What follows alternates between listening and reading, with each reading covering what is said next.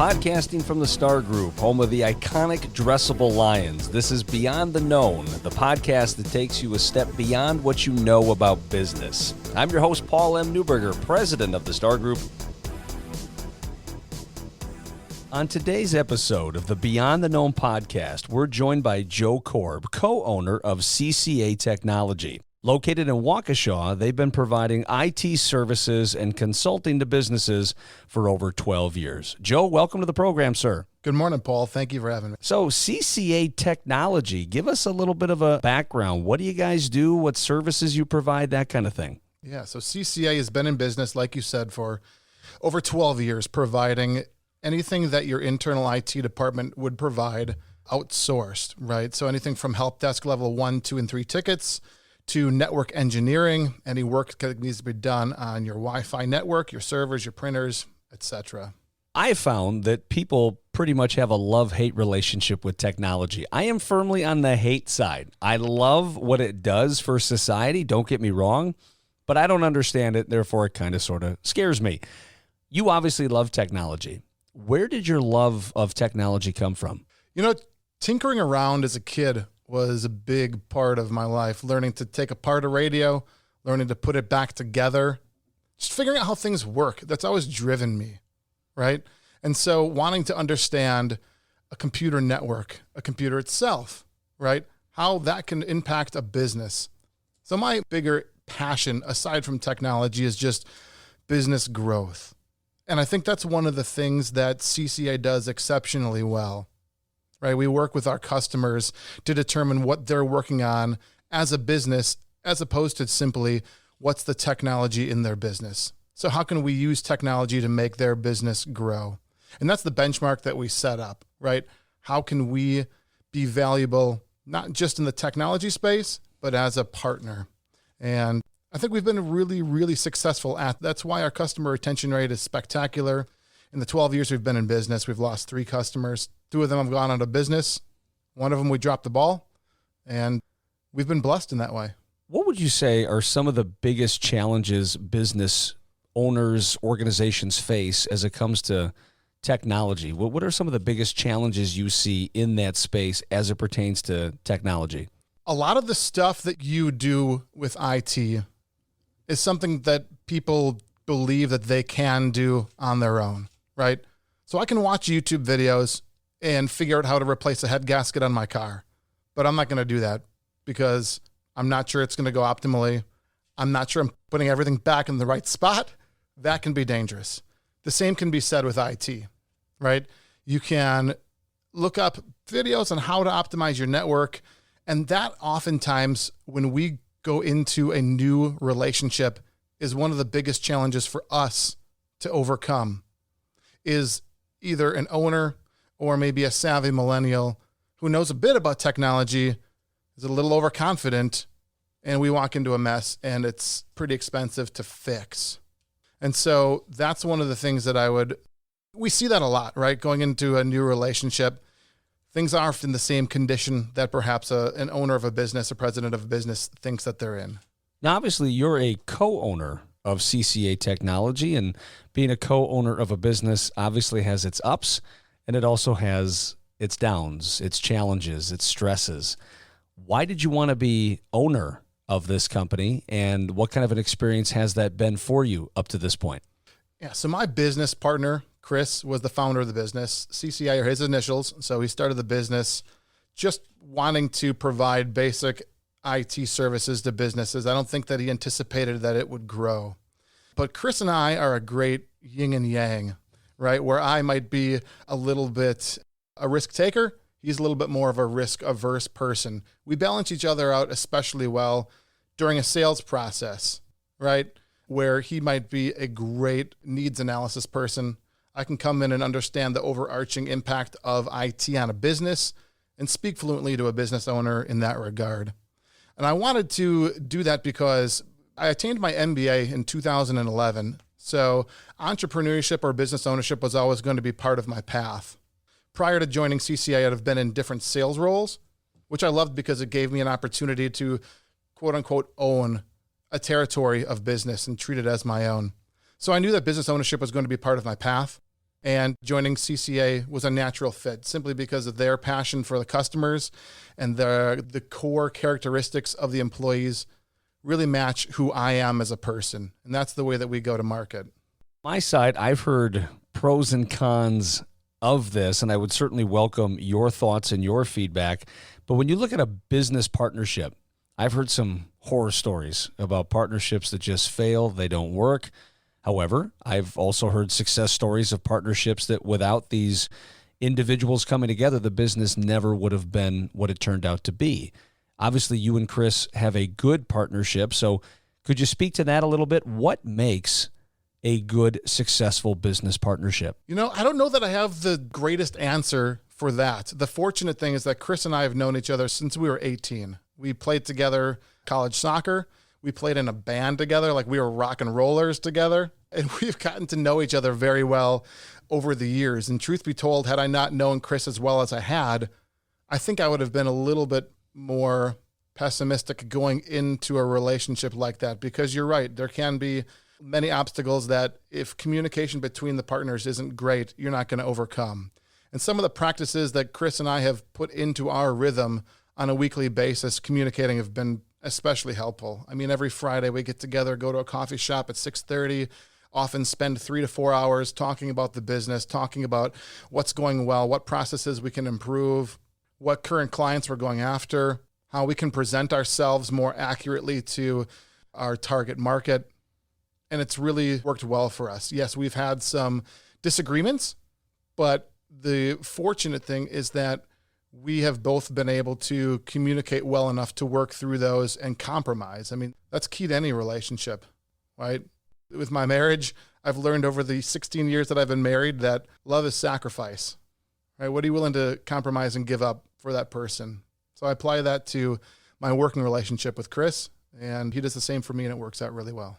As a business owner or a C-suite executive potentially listening to this podcast, I think there's two buzzwords that individuals in those positions constantly think about: productivity and efficiency. And I think any organization that is good in both is on the right track and is going to do very well, not only short-term, but also long-term. With respect to technology, Joe, do you find that most business owners are as productive and efficient with their technology solutions as they could be? And if the answer is no, what's usually lacking from what you've seen? I think most businesses are productive and efficient in their core competencies, right? So when we look at Wisconsin, we have a lot of manufacturers. They're going to be focusing a lot on throughput, how their processes can be improved, how the machines can be made faster, how they can cut down on waste, etc., right? But when it comes to technology, I think that that's a different animal, right? It's a complex system. It's something that we would encourage anybody, whether it's with CCA Technology or really any of our competitors, to have a network assessment done regularly, right? Once a year. It's a checkup. We do that with our bodies. Why don't we do that with the thing that's really the heartbeat that's driving our organizations? That's technology, right? So we even encourage our customers to do that with competitors, just to make sure that we're honest, that we're applying the best practices, because without efficiency and productivity, and in our tagline, we include security, because data management and data security and cybersecurity are of the utmost importance. Without those three things, a business is not going to succeed.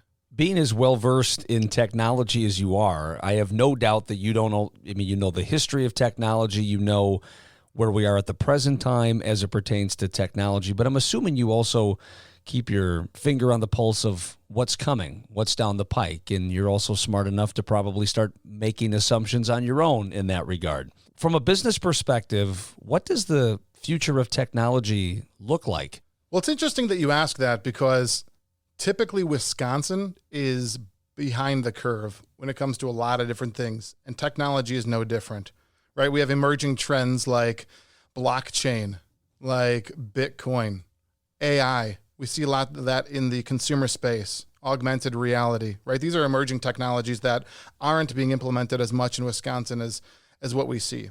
When it comes to CCA Technology, The technologies that I've just mentioned are the equivalent of a heart surgeon. Very important to have an expert in that area. What we would be is more of the family practitioner, the general practitioner, the doctor that you go to 99% of the time because you need the help with the basic bodily functions, or in this case, basic functions of the network, keeping it running. So what we see and what we are experts in are data management, data security, right? Backing up data, making sure that networks are running optimally.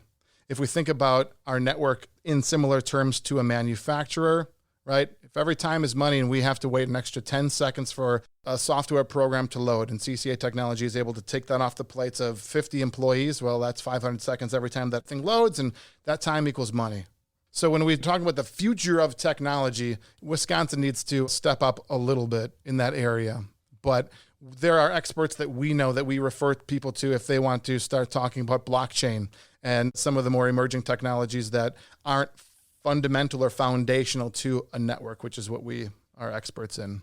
So we've talked a lot about technology. Let's shift gears a little bit and talk about entrepreneurship, because I think that also is a topic of great interest to our listeners on this podcast. And as a co-owner of CCA Technology, you are no stranger to the world of entrepreneurship, and CCA is doing quite well under your leadership. So you know a thing or two about how to be an effective leader. What would you say, Joe, what characteristics make a good entrepreneur? I think first and foremost, an entrepreneur needs to be a servant leader, right? And that's not just with employees. Somebody that starts their own business and they're a one-man shop needs to be a servant leader to their customers. That's going to be number one, right? And I think very similar to a good salesperson, entrepreneurs need to have fortitude, unbelievable amount of fortitude. The level of rejection that you're going to face as a salesperson or as a new entrepreneur would cause most people to backpedal, to consider themselves failures, and to give up. So I think having fortitude and, of course, that servant leader, which just drives ethics, which drives integrity, right? It drives our attitudes in our everyday. Those are the key characteristics of a successful entrepreneur. So with respect to being a solid servant leader, where did you learn that? Who modeled that for you that kind of caused you to emulate this and bring that to your business? I've been fortunate. I mean, my whole life, I've had parents and teachers and friends, other family members, coaches, and mentors that would not give up on me, would not let me accept failure as an end. And so that's pretty much what's driven me to want to emulate those people in my life to my employees, right? You know, you think about the leadership of my father, right? Showing love, unconditional love. Man, it seemed like no matter what I did, it was great. It was awesome. He taught me lessons. Chief among them was owning up to when you'd make a mistake. I mean, if you ask me how I got to where I was today, I failed a lot, but always learned from it, right? And so failure was never the end. What would you say is the biggest lesson you learned from your past failures? I mean, that's hard to generalize that into one simple answer other than not to give up. I mean, a story I was read as a kid, the little engine that could. I think I can. I mean, who knew when I was 2 years old that I was learning a lesson that would just be imprinted into my brain that would drive me toward success through the failures that I would have. So I don't know what the biggest lesson is other than to not let it define you, right? Your mistakes don't define you. How you react to them defines you. Is there a particular mindset or mentality that you have that prevents you from giving up? Because I think you've seen this in your life. I know I've seen it in my life. You see ambitious men and women, driven men and women. Some face obstacles, some fail, and they stop. Others face that fear, face that failure, and they keep going. From your experience, is there a certain mindset that those people that keep going have that those that stop don't, in terms of how they view these opportunities, how they view these challenges? Honestly, I think that people who don't give up at all are almost maniacally competitive. They won't accept losing. That doesn't mean everybody who is maniacally competitive is going to be the most successful person in everything that they do. But those are going to be the people that people look up to, the leaders, the thought leaders, the ones who are maybe not just thought leaders, but are actually putting their ideas into action that people start to follow. So you're a man of many talents, not just leadership, entrepreneurship, or technology, but you're also an author, which is a nice hat to wear on your head. Your first book, called Recruit, Hire, and Retain Sales Pros, Your Guide to Not Making a $50,000 Mistake. How did that come about, and why that topic specifically? I think for me, it was a challenge, right? I mentioned earlier, we want to find ways to be valuable to our customers beyond IT or even beyond technology. And previous to joining CCA Technology, as I mentioned, my career was in sales and sales leadership. The first 5 years of my career, I spent at 5 different companies. I'd do well, I'd sell, noticed by somebody else, I'd get recruited. I wanted to go there because I was making more money. I did that 5 times, 5 different years. And now being a co-owner in a business, I look back on that and I realize, man, even though I sold well for those companies, I was a bad hire. They invested a lot of money, a lot of time, a lot of resources, training me on their products and services, getting me up to speed, giving me resources, whatever it might be, a company car, a cell phone, etc. And after a year, I left. And I realized I cost those companies money. And so I wanted to take that experience and find a way to solve a problem that many businesses have that either they don't know they have or they're not willing to face it. So in doing some research for the book, I discovered in 2018, it was the last year that these statistics were available, anybody that was a frontline or an entry-level sales employee, 33% of them turned over in that year, whether voluntarily or involuntarily. That's an astronomical number. A third of anybody that was a salesperson in an entry-level role either quit or was terminated. That's a huge problem for businesses. And I was one of those employees to those 5 companies when I started my career. And having gone through that, I know a lot of the red flags that companies need to look out for, especially when they're beginning the recruiting process for salespeople. And if I can teach them how to look out for those red flags, what are the key things to hone in on, and then how to bring those salespeople on board and how to retain them, that's going to be hugely valuable, well beyond the money we might be saving them by being an outsourced technology provider versus having an internal IT person, right? And so that's why I wrote the book. And honestly, like, training salespeople is abundantly important. My salespeople go through the cold call university that yours truly created, and it's been unbelievable tool. So I'm a huge advocate for training. But the goal of this was to figure out how can we bring the right people on board in the first place and then train them and incentivize them to stay on board. Okay. And so that's the genesis of the book. It's a short read. It's about 95 pages, a real easy book. And as the title suggests, it's simply a guide on how to do that thing. And like many sales trainings or sales books, almost no matter who you are, you'll pick up on a few nuggets of things that you hadn't thought of before. So I encourage anybody to read that. We provide that to our customers. A lot of the feedback that we've received has been very, very positive. Not a lot of our customers have salespeople that number in the hundreds, right? So it's hard to get a really good resolution in terms of the success that it's had. But a lot of them have said, hey, we haven't lost anybody. And the ones that we've brought on seem like they're more dedicated to this job. They're more dedicated to the products and services that we provide. They seem like they're going to be better long-term fits. So I think there's something to the book, and I encourage people to read it. No, again, I would never ask for you to divulge your secret sauce. I mean, if anything else, we do want people to get a copy of the book. And again, Joe's book is called Recruit, Hire, and Retain Sales Pros, Your Guide to Not Making a $50,000 Mistake. Again, not wanting you to give up all your secrets. Can you just give us one nugget of information here, Joe, as a value add to our listeners? Based on your expertise, based on your experience, what would you say is the biggest mistake companies make in hiring sales professionals? I don't know if I know what the biggest mistake is, but I know what mistake number one is. And it usually comes in the job requisition, right? They don't know what the characteristics are of the person that they're even looking for because they haven't done they haven't used a profiling tool on some of their best salespeople, or maybe if it's a small organization, their owner who also acts as a salesperson. So that job requisition often doesn't clearly communicate the exact type of person that they're looking for. So one of the first chapters of the book lays out word for word. I take that back. It lays out section by section what a job requisition for an effective salesperson should look like.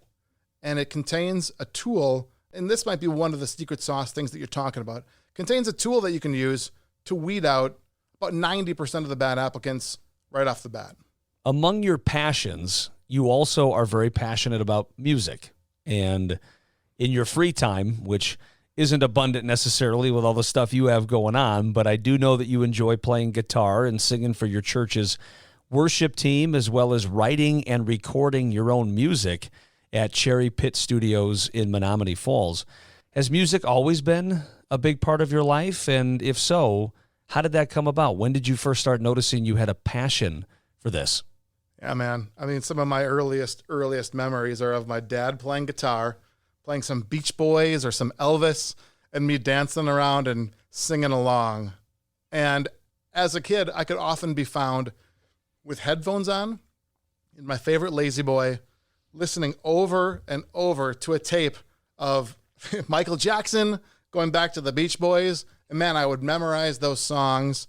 And actually, I'd use that as a mnemonic device to do well in school. I mean, I would put things I need to memorize to music. But yeah, that continued on to learning. First, I learned the piano. Man, I couldn't play anything right now. Then I learned the saxophone in elementary school and didn't care for it as much. I always wanted to play the guitar because I saw my dad doing that, and man, he was my idol, right? And so I started learning the guitar at 14, and immediately I always wanted to write music. And I can remember the first song that I wrote on my own, and it is so bad, Paul. I mean, it's just an embarrassment. It's so bad.